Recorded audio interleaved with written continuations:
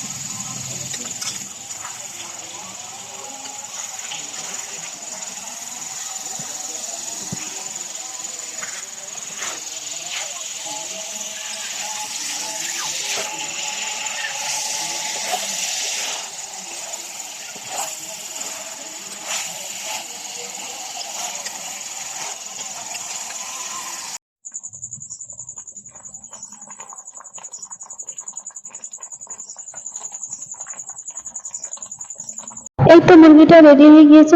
মুরগিটার গায়ে কোনো পানি নেই, শুধু মশলাটা মুরগির গায়ে মাখা মাখা হয়ে গিয়েছে আর খুবই সুন্দর একটা কালার এসেছে।